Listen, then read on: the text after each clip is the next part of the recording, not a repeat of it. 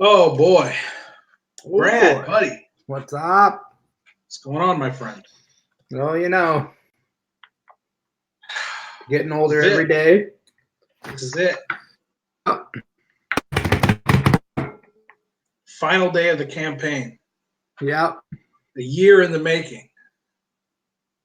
I am physically and emotionally exhausted. These campaigns are so stressful for me. I start the thing out and I'm like, I'm not gonna make any money. I the campaign's been live for 2.5 minutes and nobody's donated. Right. Ah! Yeah. Yeah. What am I gonna do? I'm a piece of crap. Do you find yourself checking it like a crackhead? Like, Oh, all the time, yeah. constantly. It's like when you order something from like Amazon and then you're immediately at your window looking out of the blinds, like, I ordered Absolutely. this thing 10 seconds ago. Where is it? Yeah. And what it is for me is like I won't think about it for hours and hours, and then suddenly I will. And once I do, then I'm on my phone just checking it over and over and like, over. scrolling down so it reloads. Exactly, Like, exactly. Over and over again, and then I'll forget about it again for a few hours, and then I'll go back to refreshing over and over and over again. Um, and then we hit our goal, which I was stressed about. I yeah. was like, we're not gonna hit the goal. We're not even gonna hit the goal this time. I should have done it all as one campaign. Doing two campaigns was a mistake. Then we hit the goal, and dude, it's always so. Both campaigns have happened the same way. It takes about 2 weeks to hit the goal, Yeah. or 3 weeks to hit the goal, and then once we hit the goal, it's like a fast forward, and we double our donations. In that last week is like a sprint to the finish line, Well, it seems and like a lot of people hold out until it's like closer to the end, and then go in on it. that's what seems to happen. And man, You I did it was though. I was sure this one wasn't going to hit. We weren't going to hit all the stretch goals, and I was like, "Oh, I should have made it 500, 600, 700, and $800. Then we would have hit all the goals. I shouldn't have set it for $1,000." And then we did. We bashed through the $1,000 ceiling this morning, and this is the Yeah, this is I the saw this celebration. morning that it was like $11 from happening, and I was like, "Oh, it's gonna happen." Yeah, Pretty Woo. rad. It's a nut buster, man. It's to try to maintain high energy campaign for an entire month, trying to think of new ways to say the same information Yeah, to not just people. get to where everybody's like, "We know," Yeah, every single day, trying to maintain interest, trying to do it in a way that's still entertaining and still engaging. That's why we got the new Nixon and Hogan video. These campaign videos. I try to make them interesting. I try to do something a little different with every single one of them. I think we did 3 campaign videos this time. One of them was that one with me on the rooftop of the office, Yep. and then I did like a Legacy of Strangeville um, compilation where I like showed footage from all the movies and sort of tried to explain the legacy of Which my I think career. that was a cool idea because like some people that are just finding out who you are, they don't know all that stuff. Some people that are just seeing your comic books for the first time, they don't that like lets them see other things that you've done or other Yeah, related. that there's way more to this. This isn't just a guy randomly making comic books out of nowhere. Yeah. That this whole thing has a history, and these characters have a history, and there's so much you can delve into and explore, follow these characters, and then the third video we did for this campaign was the Nixon and Hogan. First time in 10 years we did an actual, honest to God, Nixon and Hogan promo skit, which was a lot of fun. Hello, Hey, hi. and my, We have a my, vis- my son Matt is with me yeah, we have a today. visitor. Hello, Matt. How old's Matt? Matt is 8, Yep. In the third grade. 3rd grade. Third grade, and he's drawing with you today, right? Yeah, kinda. My table's small, so he's just kind of chilling here. But he does draw and has a couple comic book heroes that he works with. Yep. And he's been getting really into it. So Good I deal. told him he was excited to come on today. with us. Third generation doodler. Yeah, that would be because my dad, and then me, and then him. So And then my son. yeah, but let's hold off on that for a little while. All right. No Or- kids or until you're at least 12. Come on, Oh. man. No, but yeah, someday hopefully you have a son or a daughter, and they like to draw too. Brad tells me before we go on, let's try to you say whatever you want, but try to keep it from being X-rated. And then he goes in the gutter. I told you that, like, I could tell you that, but I'll probably be the one to go into the gutter. first thing. I live in the gutter, so it's hard to not go in the gutter, you know. Yeah, it's super hard to maintain this energy. I've been doing interviews all month long, tons of interviews, and doing those long form interviews. People don't want to just interview you for 5 minutes. No, they want They to talk don't- to you for They want to talk to you for an hour. an plus. hour. Yeah. And trying to find a different way to say the same exact thing in these interviews. You know, I've probably clocked this month me talking into a computer being recorded. I've probably clocked 10 to 15 hours. It's like it's like having to be an attorney. You have to figure out a new way to ask the same question, just Over over and over. Yeah. And it gets and I work, my regular job doesn't slow down for me just because I'm in the middle of campaign season. Right. So Yeah. it's nothing slows down. Nothing cares. At the end of the day, nothing cares what you're doing. It's gonna, everything has to be fed no matter what. You know what I mean? so by the end of these things, I'm just completely run down and out of gas. And I've talked about this on this show before, but the last campaign, the one we did in the spring, I was still drawing comics in the middle of it. Yeah. Man, I mean, I moved in the middle of this one. I had to move out of the office and move out of my home. Well, Anne had a surgery, so that was Oh fun. God, I totally forgot about I that. just forgot that you don't.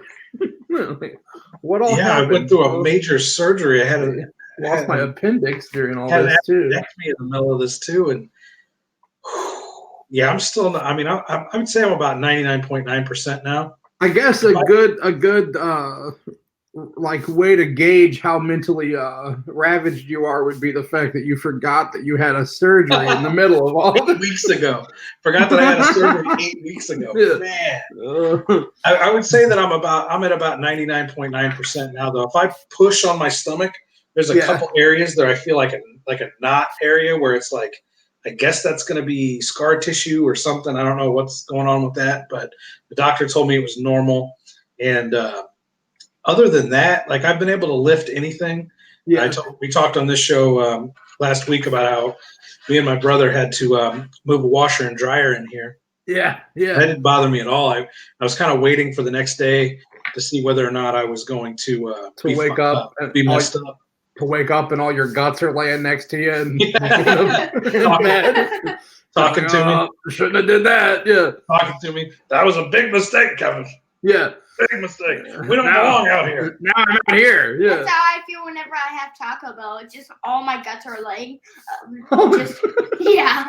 Yeah, Taco, those that's beef what- burritos Yeah. get you, man. Yeah. They'll empty you out, that's for sure. Yep. Yeah. Oh, man. Yeah, dude. So now, though, you got this one locked up. What's Yeah, happening? now we head into the fulfillment phase, which is just as important as everything else. And fulfillment requires a lot of fulfillment's actually one of my favorite parts of the campaign, believe it or not, because I've told you this before. I am like I'm like a problem solving is like my fetish. Yeah. I love like logistical problems. So I get to sit down, I get to make a list of all the backers, I get to list which products they get, which extras they get, which movie they get with the campaign, make sure I have them in stock, order the ones I don't have in stock, wait for those, get all the packages together, and then I actually write a handwritten note to each backer thanking them for backing the campaign. So I'll sit and I'll customize, like I'll personalize a note to every backer. I'll make sure to organize their the stuff that they're getting in the mailer. I package up the mailers, get the addresses, double check those, make sure that's all right, make my trips to the post office and all that. And to me, that's just a lot of fun. And it's like fulfillment for me is it's that moment where you're actually doing the hard labor. Yeah. That shows it's like the manifestation of your hard work. I'll have boxes stacked all over this table, ready to be shipped out. And when I'm putting those all in bags and I'm headed to the post office, I just have this feeling of accomplishment that really nothing feels better than the sense of accomplishment when I'm sending the fans their packages. Yeah. It might sound cheesy or like I'm playing up to the fans, but it really is like it gives. That's what's going to re-energize me and give me the energy to do the next project. Yeah. Which where are you at on that next project? Nowhere. Nowhere. Just start. Here's where I am on the next project. Boom! Right there. A blank piece That's of a paper. great project. Yeah. Well, but you have a concept, pretty much. You know. Maybe. Like, maybe. Yeah, maybe. I have a lot of comic scripts, and it's a matter of deciding, which one I'm going to pursue.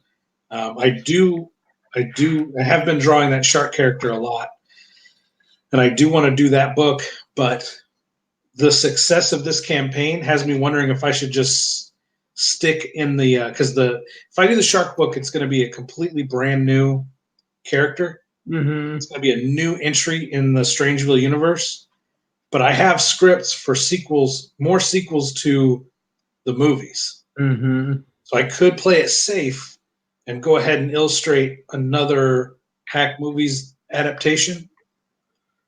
Yeah, I know you had talked to you had a couple that were like almost kind of like spin-offs of different things from there too. Yeah, it won't. Yeah, so whatever I do next, it won't be like the dead shit. The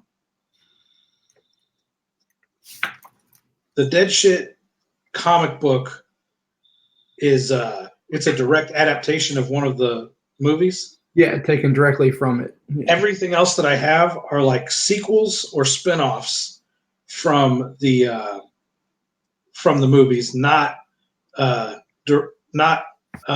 remakes. Yeah. Not direct adaptations. So whatever I do next will be original. Yeah, it won't The question be like is do I continue down the vein of the familiar, or do I do something completely brand new? And I did completely brand new stuff for years writing novels. Mm-hmm. But the whole point of resurrecting the Hack Movies universe was to bring back these characters, kind of the nostalgia of it. the nostalgia of the original Hack Movies characters. So I don't know. I'm probably gonna go ahead and do an original story. Yeah. And just say screw it. And maybe what I'll do is I'll go back and forth. Every other one. Mm-hmm. Every other one will be I'll do an adaptation of a Hack Movies property, and then I'll do an original story. And then the next one will be an adaptation, and then the next one will be an original story. Yeah, I gotta figure out what I'm gonna do next. I kind of finished that one, my first one, and then I'm gonna have it printed here in a couple weeks or week or so, and then I can't decide if I want to. My little brother Mark has a book that he's been writing that I want to do the art for, and then I got I have two other issues of Life with Riggs completely written, and then I have a few other like stories that are just kind of like weirdo stories that they probably would just be like single books, but they might be like 40 or 50 page books, but I think that it would just be like one-time shoots, and then that would be it, So I can't decide, or I don't know where I'm going to go with it. And then plus I just can't stop drawing. Like I can't stop drawing for fun to get, it's like, I don't know, dude. I have a hard time not drawing new stuff, like just monsters and stuff like that. You know, you do really good at aiming. A lot of your art has like a lot of the stuff you draw for a project. You know, you're really good at that. I'm not as good. I'm not as good at that. Well, Yeah, and that's the thing. What do you say? I think you just said yeah, like that. I'm not like good at yeah, like if you're eating breakfast, you can't stop drawing. it. Yeah, that's my Yeah, normal life. Like yeah. you, like if you're eating breakfast, you know those people like take pictures of their food. hmm You don't take pictures of your food. You draw your food. Yeah, I live a life of eating cold meals because I can't set my pencil down long enough to eat anything when it's warm. You know. That's I mean, that's the ideal lifestyle, right? I mean, Yeah, it's it's hard to really complain about it, but I always it is try like an to OCD of some sort. to keep things into perspective when things get stressful or things get overwhelming. The work gets overwhelming and stuff. I just always try to remember what life was like when I was 12. Mm-hmm. The fact that I'm almost 40 and I'm sitting here drawing pictures, Right. hanging out on the internet, talking to a dude that's drawing pictures, and I'm almost talking about 40. Yeah, it's like it's not a and bad. I'm talking existence. about a comic book, campaign that I just raised $1,000 on, and I raised $1,000 on one earlier this year. It's a dream come true for 12-year-old me. Right. Yeah, which is still pretty much just me. Just that I'm still 12 years old. I'm just not 12 Right. years old. You know. What does that even mean? I mean, Like you have the brain of a 12-year-old, but yeah, you're pretty like much. 40? Like, yeah, pretty much. Yeah, that's exactly what it means. That's those when I put things into perspective like that, it really helps me to realize that I'm really living a dream life. And I don't have money, and I still live in the same town I grew up in. I did move away, but I decided to move back to be closer to my family and friends. But to me, like I remember when I first started making movies, and this was before it was even called Hack Movies. This was before I knew what it was going to come of it. I remember standing in. I was living in an apartment with a guy, and he was trying to do screenwriting, and he wanted to make movies. He wanted to write movies, and I was getting the bug, and I was starting to make movies too. And I remember telling him, and we were maybe 20, 22, 23. And I remember telling him, like, this is my calling in life. I've never felt ever in life like I knew, like I had a direction. I ever knew what I wanted to do with my life. And when I fell into this, when I realized I could write, and when I realized that I had a talent, not only did I have a talent for it, but that I had a passion for it, that I absolutely loved the idea of creating stories and characters and taking things that have happened in my real life and turning them into fictional situations and stories as a form of catharsis or as a form of comedy. I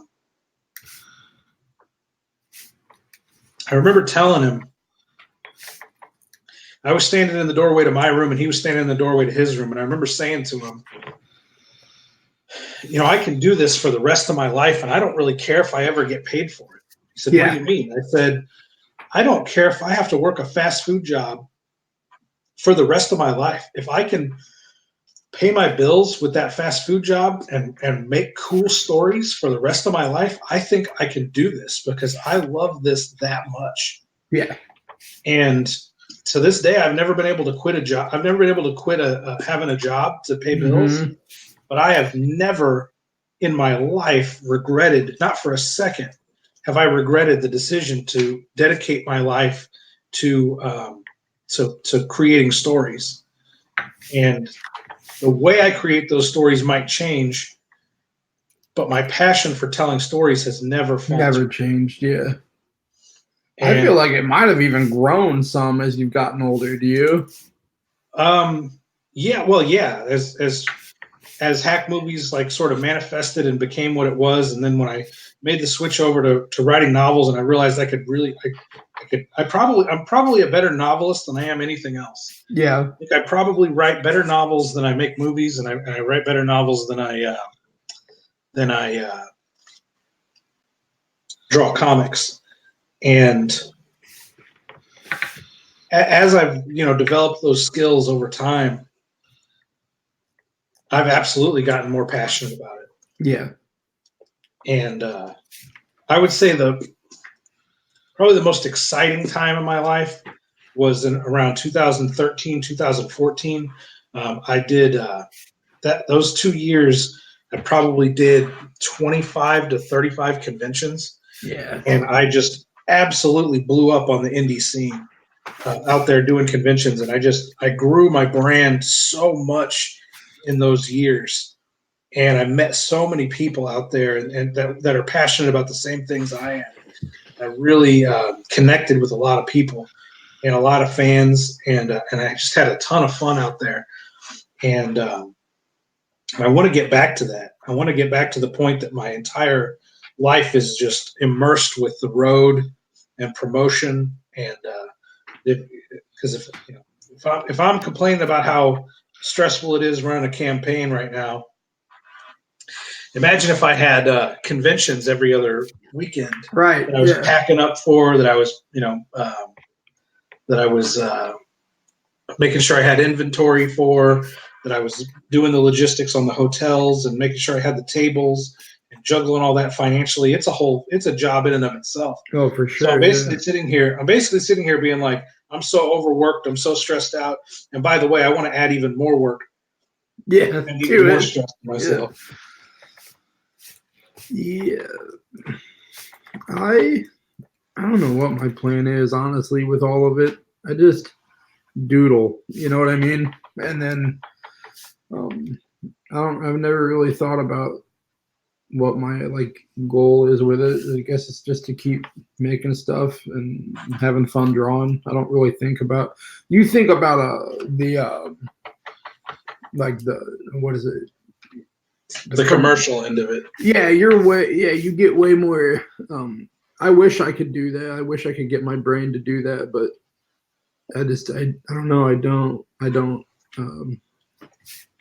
It's like something I don't have a lot of. I don't know if it's ambition or might just be knowledge. I don't really know what I'm doing with it, and anything new is weird, kind of. I'm like the guy that doesn't like change, Yeah. And so it's just something I don't know much about. So I just keep drawing and putting pictures online, pretty much. Well, again, I have this weird brain that I love problem solving. Yeah, that's what, and I have the thing where I avoid problems, usually, at least if you ask any person I've ever dated. So when the logistics hit, when it's like, well, you're going to do 4 conventions in the next 2 months, and you don't have any money, and you don't have a car to get you there, and you don't have an inventory to take with you. Now figure it out. My brain just goes to work. Yeah, well, see, that's some of I don't have a license. I can't drive even, So I think some of it is also why I don't think about it is just that. It's yeah, I could want to go do that, but really, how am I gonna, unless I'm fucking putting my thumb out. I'm standing on the side of the road after every convention with a thumb out, You'd be surprised, man. I know there's people that do it. Yeah, I know there's people that do it. But there's a buddy I talked to. He would sell different things. He made a couple of short films, and I think he even had a couple comics he produced. And he would come and sell them at shows. And I remember one afternoon, he's a real quiet guy, real reserved, real introverted, but he really liked me. And so he would come over and talk to me. And I remember one day he asked me, how do you afford a hotel on top of all this? And I was like, well, honestly, I don't really make any money. We basically pay for the inventory, we pay for the hotel, and we pay for the table, and we pay for the gas to get here. Yeah. And beyond that, there's not really much left over. I mean, pretty much what that's what it's like to be in a band that's traveling around. You know, Right. you So just the got to way- make enough money to feed everyone, to keep them alive, and to get your van full of people to the next place you're supposed to be. You know, And my attitude has always been, if I can put all this, if I can bring 100 DVDs and novels and comic books to a show and leave with none, and it didn't cost me any money, that's a huge success in my book. Because that means there's 100 more. 100 more pieces of Strangeville propaganda out in the world that weren't there before. And to me, that's a huge deal. Yeah. I want to get more into that side of it, and I would love someday to do, a convention or something like that. I just, like I said, don't know much about it. Never been to one or did one or anything. So it's kind of and then with me not driving, it's kind of something that I just don't think about a whole lot of. Well, that's what I told the guy, and I was like, well, I was like, hold on, wait a minute. What do you mean? How do I pay? How do you pay for the hotel? How do you pay for all this? And he said, bro, I sleep in my van. He said, you sleep in your van. I said, you sit here at this table all day by yourself, and then you sleep in your van. He's like, that's the only way I can afford to do shows. Yeah. I was like, dude, you're a bigger man than me. I was like, you're over here asking me how I do it. Here I am asking you, like, how do you stay passionate enough to keep doing these shows when you know you're going to come out here on the road and sleep in your fucking van because you can't afford it's brutal, a hotel room. And so people find a way. Yeah. If you want to do it, it's out there, man. There's ways to do it. And gotta go after it. I've always done shows a bunch of different ways. The best way to do a show for me, of course, is to pay for the table and pay for the hotel and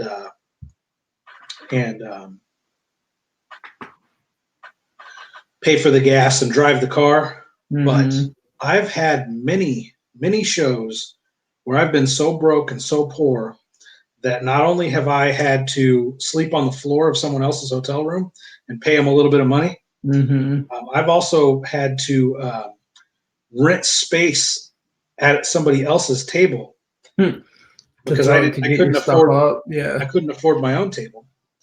I've had shows where I haven't had the money to do a whole show, but I had a new thing out and I refused to let the convention season go by without people getting my new stuff. So I would drive up on Saturday morning, buy a 1-day pass, hand out my DVDs or novels or whatever all day long, and then turn around and immediately drive 6 hours there in the morning, spend all day promo, and then turn around and drive 6 more hours home at the end of the night because I couldn't afford a hotel room. And so spend 12 hours on the road plus another 5, 6, 7 hours promoing all day, handing stuff out and talking to people, and then turning around and driving back home. Yeah. Those are tough days. But again, if you want to get it, you got to get after it. Yep. That's what everyone that does anything is. If you don't go chase it, you're never going to get it, And those moments where I'm out there and I can only afford to go on Saturday or whatever, there's been plenty of times where I've rented somebody's space on my table. Yeah. Where I've let somebody crash on my floor for a small fee because I know how that is. Yeah. I know what that feels like. To be that guy that can't afford, that can't afford the room or whatever. So I've been on both sides of it, man, and it's you just got to get after it. Yeah. I've had plenty of shows where somebody else from the area will be headed to a convention. I have no shame. I'll hit them up. Hey, if I pay for the gas to the show and I hitch a ride with you, can you pick me up at my house, me and all my crap at my table, and let me catch a ride and then catch a ride home? And that's how I've done it a million times. I see a lot of artists on Instagram who will travel together to a convention, especially if they live within, close vicinity to each other. Yeah. And then, or even a lot of times you'll see them do it, and then they'll also split like the table cost, you know. So then it's like you each get half the table, you know. Yep. So yeah, that's a cool thing to do. That's what I was just telling my little brother the other day, that me and you being in this like so close in like location, and then both kind of doing this weirdo art stuff is kind of cool, because you know there's a lot of people out there that don't have someone that like is that close that is doing the same thing, and then you get along with them and stuff. You know, it's kind of a cool thing to have a person, because there's a lot of people around here that are artists, but they aren't like drawing the kind of stuff that, you know, they're like fine artists kind of, you know. Right. Like they're not drawing. None of their stuff has like any buttholes in it or anything. Right. You know. That got a laugh. Yeah.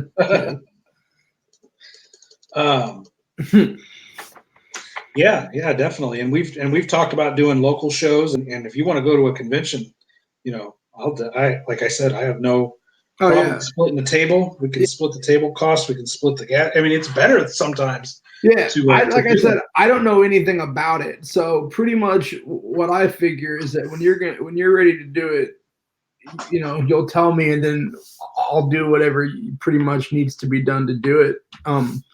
You know, you can. I'm the kind of person that's a task follower. Yeah. You know, like if someone tells me what to do, I'll get it done. But I'm not like the take charge mentality of a person most of the time. I'm Right. more of the, like I said, there's some things that need to be done, and someone tells me to do them, I'll get them done. But Right. I don't have that. I don't know what it is. I guess it's kind of like I'm a slacker on some levels, you know.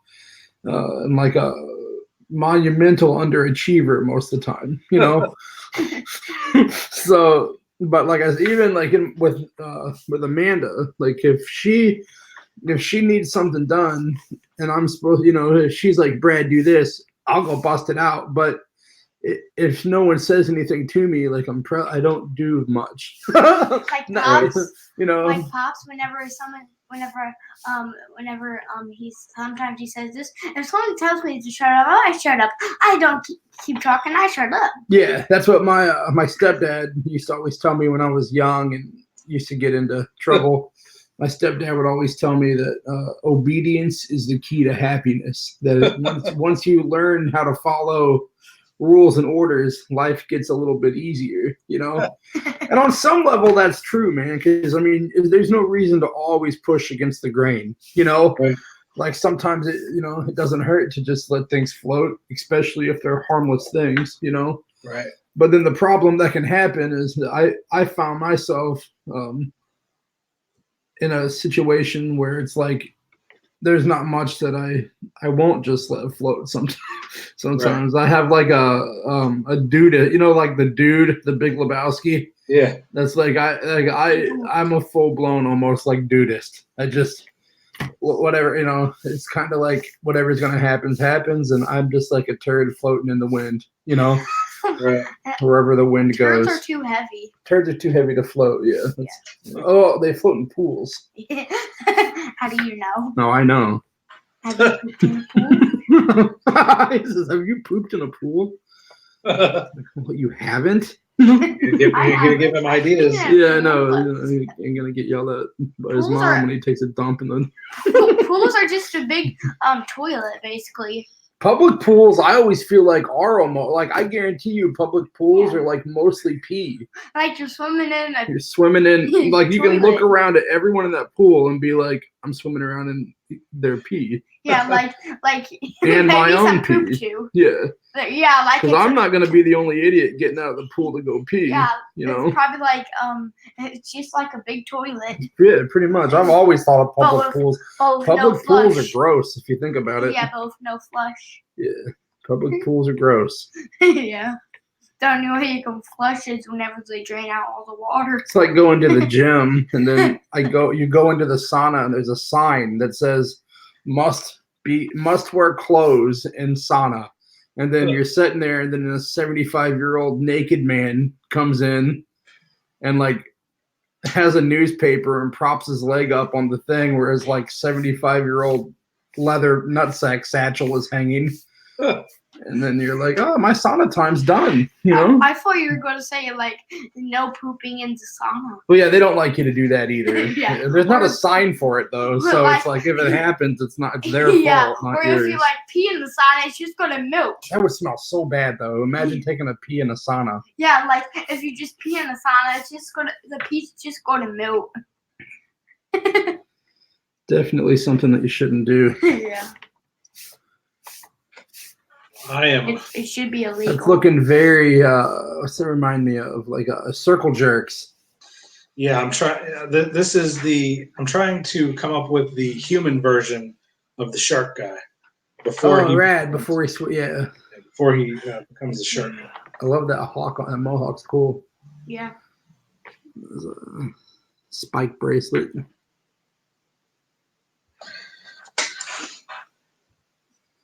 Have you ever seen? There's a mural. I don't know where it is painted, but you know that real iconic circle jerks dude. That's like he's like ska dancing. Looks like he's skanking. Yeah. Have you ever saw? There's a huge mural of it's a cartoon version of Bernie Sanders, but he's in that same exact. He's in that No, same that's- exact pose. That sounds amazing. It is awesome, yeah, and it's huge, dude. It's like on a huge like building, crazy big, and it's Bernie doing that same exact stance. I laughed about it forever when I seen it. Yeah. What time? What? I don't know where it is. I don't know. You can Google it and find it because I was telling my brother Mark about it, and then I Googled it, and there was pictures of it.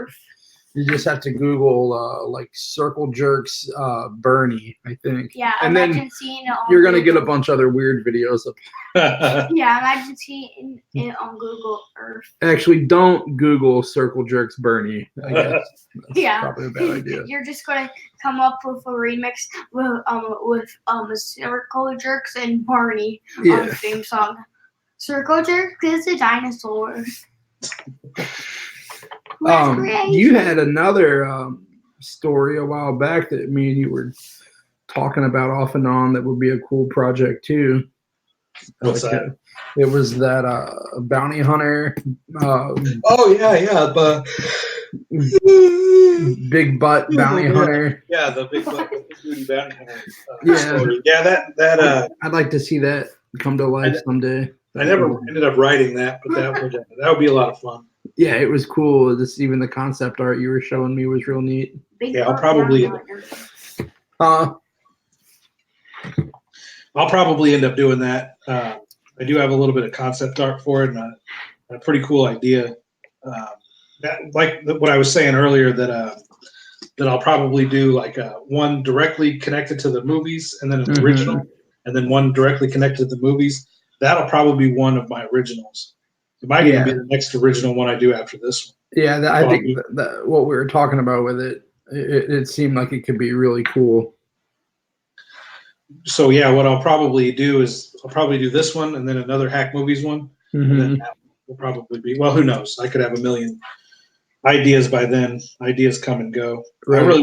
I've been getting the itch, believe it or not, to write another novel recently too. It's always something. Yeah, it's Too many interests. yeah.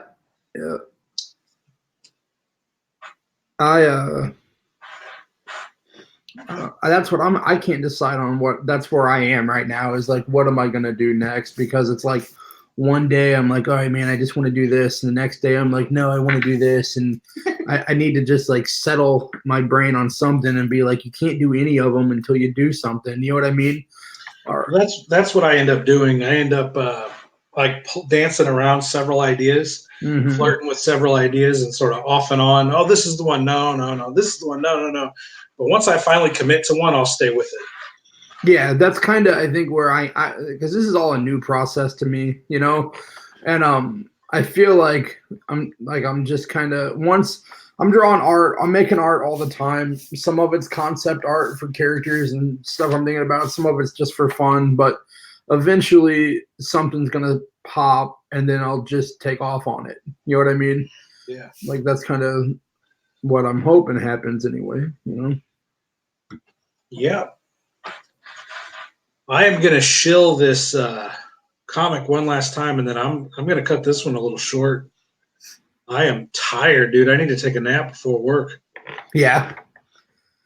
I am gonna pretty much draw the rest of the day and maybe watch the Blues game tonight. Do we have a Blues Drop game like the tonight? rest of his life. I think we play at Ottawa, but I'm not 100% sure. But I know that we do play tonight for sure. Is that a 7:00 game? Yep, 7:00. So, I'll listen. I'll be able to listen to that in the car. All right, everybody, here we go.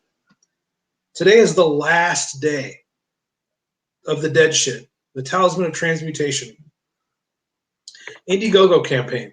We are right now at $1,029, 205% of our goal. That means that you get, if you order this sweet featured sweet featured perk here, you get all 3 issues, issue 1, 2, and 3, 120 pages of full color zombie killing madness, and a Hack Movies DVD of your choice. Any one of the 7 DVDs in the Hack Movies catalog for only $30. But that's not all, because we've achieved all of our goals. You get this rad 11x17 full color poster, exactly as pictured. You get that thrown in for free because we hit our $600 stretch goal. Our $800 stretch goal is a set of 5 character trading cards. Here's an example of 2 of them, front and back.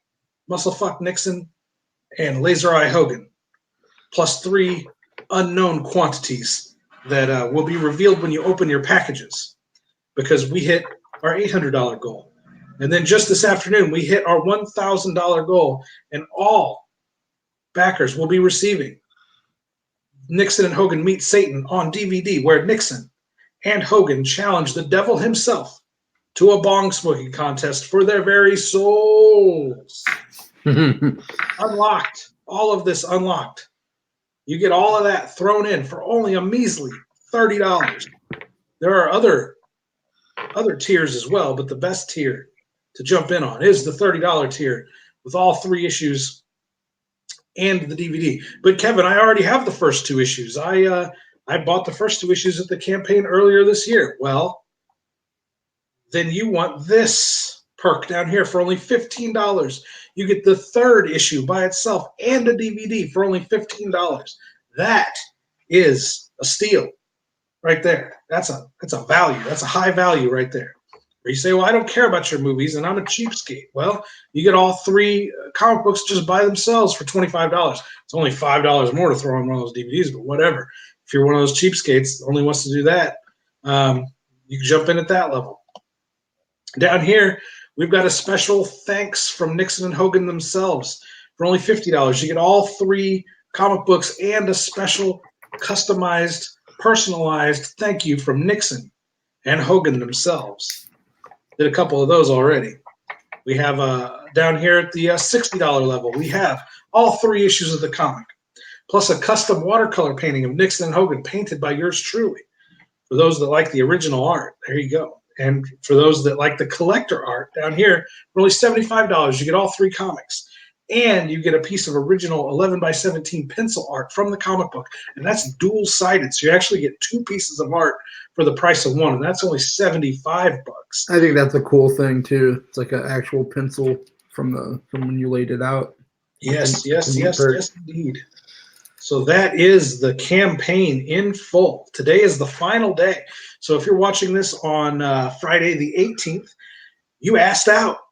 You waited too long. You missed out on this campaign, and you missed out on being able to buy these comic books for the foreseeable future. Unless maybe you hit me up at a random convention, but I'm probably not going to go to my first convention to sell these until next year. So you're totally missing out, and there's no reason for that. I've had this campaign's been live for a month, and I've been talking to you about it every single day. There's no excuse not to jump in and grab these comic books today. That is Thursday, October 17th, the final day of the Dead Ship Talisman of Transmutation campaign. Brad, we did it. We hit all of our goals. We hit every single one of our goals. You know what people don't say enough in the world today? What's that? is Boom Shakalaka. Boom shakalaka. Yeah, I feel like pulling this off and getting it done. I think it deserves a Boom Shakalaka. You know, I think that's the I think only it's way that it because- could truthfully be celebrated, is if I think it's you're because like, this entire generation, yeah, Shakalaka. Yeah, this entire generation has been deprived of a Boom Shakalaka. Yeah, of NBA Jam, yeah, it's one of the most heartbreaking things. You where know, you heard boom shakalaka every Boom Shakalaka. time you Yeah. dunked. He's on fire. That one. Yeah. That game was infectious. The game Oh was God, so, yeah, it was. so Yeah. fun. There's I'm three- glad I don't have it right now, or I have no life. I'm just Boom Shakalaka all over there's a everybody, few, dude. There's a few games that were just so. in our head. There's a few games that were so ridiculously satisfying in their gameplay that you just had to play them forever. Yeah, Grand well, Theft- whenever you can slam dunk from center court, you know, spinning and on spinning fire. and flipping and on fire. Yeah. Commentators are just as excited about it as you are. Yeah, There's it was three, great, man. three games I can think of off the top of my head that are that level of gameplay. Grand Theft Auto 3, Mm-hmm. NBA Jam, and Tony Hawk Pro Skater. Yeah, you can get stuck in that forever, dude. Those are like the three games that are like you just kept wanting to play them because of the gameplay. You could just play them for hours and hours and hours because the gameplay was so satisfying. And then even like the music in them, you start digging the you're on Grand Theft Auto and you're like, no, I don't like this radio station. It's like in real life, you know? Like, what the hell? And they would go the Grand Theft Auto games go to these. Like West Coast classics. Yeah, Matt's a hardcore gamer, so he knows about. I love rap. He likes rap. He says. I like Post like rap. Malone. Likes Post Malone. The radio stations in that game are so elaborate. Yeah, yeah. Even the talk radio stations, they actually go to the links to like record. Oh yeah, dude. And if Crazy you ever sit there and conversation. listen to it, it's hilarious. it's The crazy. stuff that they say. Yeah, Crazy stuff. yeah. It's Absolutely. so good. Yeah. That's why those games are taking like 10 years to make those games. Trevor in the prologue. But yeah, boom shakalaka, Kevin. Boom shakalaka, we did it. Somebody We call did the it. doctor. We did it. Matt says, somebody call the doctor. Yeah. I didn't think we were going to get there, man. I really didn't. I love my fans and friends, and I knew we were going to get close. But a couple days ago, I was scared we weren't going to get all the way there, and it's fine if we didn't. We were going to get as far as we get. Sometimes, you aim for the moon, and sometimes you don't get any further than your front yard. Yep. There's no reason not to get back up and try again. It's all about having fun, fucking making art, drawing, doing what you love to do, and anything on top of that is fucking a blessing, pretty much. Absolutely, and this whole thing is a dream come true for me. Such a blessing to be able to do this and to be able to have cool friends like you to be able to share it with. And I think we're going to call it. We're going to call it a broadcast, and we're going to call it a campaign because I got to get ready for work, and I'll probably be able to throw a couple of weak ass social media campaigns. I think I might do one more of those weirdo 1 minute long Instagram videos where I just yell at the screen. Yeah, I like those. Those are my favorite. Yeah. Yeah, I love a good Kevin screaming at the screen, Yeah. I think I got about one more of those in me, but other than that, we're calling this a campaign, brother. Dead Shit, the Talisman of Transmutation, is in the bag. It's time to move on. Boom! Shakalaka! Somebody call the doctor. Yeah, see? It's dude. time. It's Nails time in the for life with coffin. Riggs. Yep, it's over. Yeah. Time for That you will to be do this done. whole thing, buddy. Right. Time for me to- you to suffer through having to make For those me to videos. scream at the camera. Time off for and you on to yell at the different times. camera every For day. you to get on Facebook at 3:00 in the morning and me be like, listen to me out here! You listen here! That's what it's gonna be like. You listen to me! Like that's what it will be. Like 3 in the morning, your throat is bleeding. Yeah, so I'm like coughing up blood, my nose starts to bleed, Yeah, like you use hair from your beard. I'm just like on my phone, like, anybody? Did you get it yet? Did you buy it? There.